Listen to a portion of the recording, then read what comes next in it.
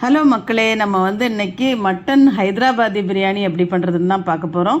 ஹைதராபாதி பிரியாணி ரொம்ப டேஸ்ட்டாக இருக்கும். இதுக்கு நம்ம மட்டன் ரொம்ப ஃப்ரெஷ்ஷாக இருக்கணும்.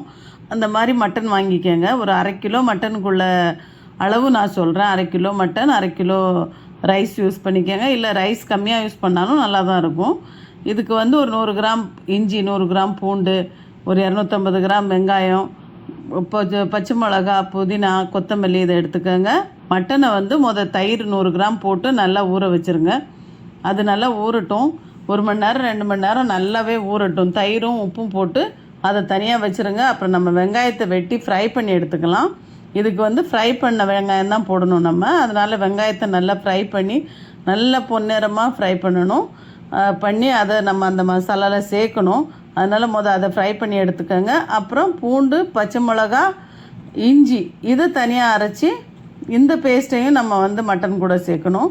இப்போ பாருங்கள், நான் அடுத்த ஸ்டெப் அதுதான் காட்டுறேன். நீங்கள் பார்த்துக்கோங்க. இது நல்ல வெங்காயத்தை நல்லா பொன்னிறமாக ஃப்ரை ஆகிற வரைக்கும் நம்ம அரிசி ஊற வச்சிடலாம். அரிசி ஒரு 1/2 கிலோவை தனியாக ஊற வச்சு சைடில் வச்சுருங்க. இப்போ நம்ம இஞ்சி, பூண்டு, பச்சை மிளகா இந்த பேஸ்ட்டு, அப்புறம் கொஞ்சம் மிளகாத்தூள், கொஞ்சம் 2 ஸ்பூன் தனியாத்தூள், அப்புறம் மிளகு, சீரக பவுடர், மஞ்சத்தூள், கொஞ்சம் சிக்கன் மசாலா, இவ்வளவுமே ஒரு எல்லாமே ஒரு அரை ஸ்பூன் சேர்த்துக்கோங்க. வெறும் தனியாத்தூள் மட்டும் 1 ஸ்பூன் சேர்த்துக்கலாம். இதெல்லாம் சேர்த்து நல்லா ஊற வச்சுருங்க. நம்ம போட்டிருக்கிறோம்ல, எல்லா மசாலையும் தயிர் போட்டிருக்கிறோம். இப்போ இந்த மசாலாலாம் போட்டு நம்ம ஊற வச்சுட்டு இனிமேல் அடுத்தால நம்ம கொத்தமல்லி, புதினா, ஃப்ரை ஆனியன் போட்டு நம்ம அதையும் இதில் தான் சேர்த்து ஊற வைக்க போகிறோம். கொஞ்சம் கொஞ்சமாக நீங்கள் போட்டுக்கோங்க. ஏன்னா நம்ம உடனே எல்லாம் ரெடி பண்ணிக்கிட்டே இருக்கிறதுனால நான் இதில் எல்லாமே வெட்டி வெட்டி போட்டுட்ருக்குறேன். நீங்கள் எல்லாம் ரெடி பண்ணி வச்சுருக்கீங்கன்னா எல்லாத்தையுமே போட்டு ரெடி பண்ணிவிடுங்க. கொத்தமல்லி, புதினாலாம் நம்ம இதுக்கு அரைக்க தேவையில்லை. நம்ம இது கூட தான் போடணும். பாருங்கள் இது எப்படி இருக்குன்னு. கோல்டன் ப்ரௌனாக நம்ம அந்த ஆனியனை ஃப்ரை பண்ணி அதையும் போட்டாச்சு. இது எல்லாமே ஊறட்டும். ஒரு 10-20 நிமிஷம், 1 மணி நேரம் ஊறட்டும். அதுக்கப்புறமா ஒரு 10-20 நிமிஷம் நம்ம இந்த மசாலாலாம் போட்டதுக்கப்புறம் ஊறட்டும். இப்போ நான் குக்கரில் போடுறேன். உங்களுக்கு குக்கரில் வேண்டாம் அப்படின்னா நீங்கள் டைரெக்டாகவும் வைக்கலாம். மட்டன் எனக்கு எப்படி இருக்குன்னு தெரியல, நல்லா வேகுமான்னு. அதனால் நான் குக்கரில் போட்டிருக்கேன். எங்களுக்கு நல்லா சாஃப்டாக தான் பிடிக்குன்றதுனால. உங்களுக்கு நல்லா ரொம்ப சாஃப்டாக தேவையில்லைன்னா நீங்கள் டைரெக்டாகவே வச்சிடலாம்.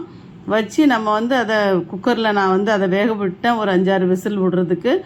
அப்புறமா நம்ம பிரியாணி பாத்திரம் எடுத்துக்கலாம். பிரியாணி பாத்திரத்தில் பாதி நெய், பாதி எண்ணெய் மாதிரி போட்டுக்கோங்க. உங்களுக்கு ஃபுல் நெய்யே வேணும்னாலும் நெய் போட்டுக்கோங்க. நான் ஒரு 100 கிராம் எண்ணெய் எடுத்துருக்கிறேன். எண்ணெய்க்கு பட்டை, லவங்க, ஏலக்காய் போட்டு நல்லா வதக்கி விட்ருங்க. ஒரு வெங்காயம் ஒரே ஒரு வெங்காயம் தான் நம்ம, ஏன்னா அங்கே ஃப்ரை வெங்காயம் கலந்துருக்குறோம். அதனால் இதுக்கு நிறைய வெங்காயம் தேவையில்லை. வெங்காயம் போட்டு வதக்க விட்ருங்க. அந்த டைம் இங்கே நம்ம ரைஸ்க்கு தண்ணி வச்சிடலாம். அதில் பட்டை, லவங்க, ஏலக்காய் அதில் 2-3 போட்டுருங்க. போட்டுட்டு உப்பு போட்டு நம்ம இந்த தண்ணியை கொதிக்க விட்டுறலாம். அதுக்கு கொஞ்சம் கொதி வர்றதுக்கு முன்னால் கொத்தமல்லி, புதினா கொஞ்சம் போட்டுக்கலாம். இது எல்லாமே அந்த ரைஸில் ஒரு ஃப்ளேவர் வர்றதுக்கு தான். நல்லா வாசம் வரும், ரொம்ப டேஸ்ட்டாக இருக்கும். வெறும் ரைஸாக சாப்பிட்டா கூட டேஸ்ட்டாக இருக்கும். இப்போ இங்கே வெங்காயம் வதங்கிருச்சு. இதில் வெங்காயம் ரொம்ப வதங்க தேவையில்லை. நம்ம வெங்காயம் வதங்க இங்கே பார்க்குறோம், நம்ம தண்ணி கொதிச்சிருச்சு. அங்கேயும் நம்ம அரிசி போடணும். இங்கே நம்ம இதில் அந்த பச்சை மிளகா பேஸ்ட் இருக்கு இல்லையா, பச்சை மிளகா, இஞ்சி பூண்டு பேஸ்ட்டு போட்டு கொஞ்சம் வதக்கிக்கலாம். அந்த சைடு நம்ம அரிசி கொதிக்க விட்டுடலாம். கொதிச்சிருச்சு, அரிசி போட்டுடலாம். இப்போ நம்ம குக்கரில் வெந்து இருக்கிற மட்டன் மசாலா எல்லாமே, இதில் எந்த மசாலையுமே நம்ம போட தேவையில்லை. அந்த மட்டனில் போட்ட மசாலாவை போட்டு அப்படியே நம்ம அதை கொட்டிடலாம். வெந்த மட்டனை அது கூட கொஞ்சம் தயிர் சேர்த்துக்கோங்க. தயிர் கம்மியாக இருந்ததுனால நான் சேர்த்துருக்கேன். உங்களுக்கு அது ஓகேனா தயிர் அதோடு விட்டுருங்க. தயிர் சேர்த்து இதை கொஞ்சம் நல்லா வதக்கிக்கோங்க. இதில் கொஞ்சம் கொத்தமல்லி, புதினா போட்டுக்கோங்க. போட்டுட்டு நம்ம அந்த சைடு ரைஸ் வச்சுருக்கோம், அதை கரெக்டாக பார்த்துக்கோங்க வெந்திருக்குதான்ட்டு. இதில் நம்ம அந்த மட்டனுக்கு மேலே நமக்கு தண்ணி இருக்கணும், அந்த மாதிரி பார்த்துக்கணும். நீங்கள் மட்டன் ரொம்ப ட்ரையாக இருக்கக்கூடாது. கொஞ்சம் மட்டனுக்கு மேலே லைட்டாக தண்ணி இருக்கிற மாதிரி பார்த்து நம்ம அந்த அரிசி, வெந்துட்டுருக்கிற அரிசி ஒரு அரைப்பதம் வெந்தால் போதும். 3/4 பதம்லாம் வேகக்கூடாது.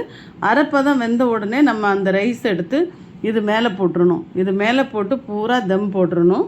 இது எல்லாத்தையும் போட்டு நல்லா மூடி மேலே தம் வச்சு நம்ம விட்டுட்டோன்னா நம்ம பிரியாணி ரெடி. இப்போ பாருங்கள், இதெல்லாம் பண்ணிவிட்டு இதுக்கு மேலே கொஞ்சம் நெய் ஊற்றிட்டு அதுக்கு மேலே கொத்தமல்லி, புதினா போடணும். பாருங்கள் நான் எப்படி போடுறேன்னு. இந்த மாதிரி தான் நீங்கள் போட்டாகணும்.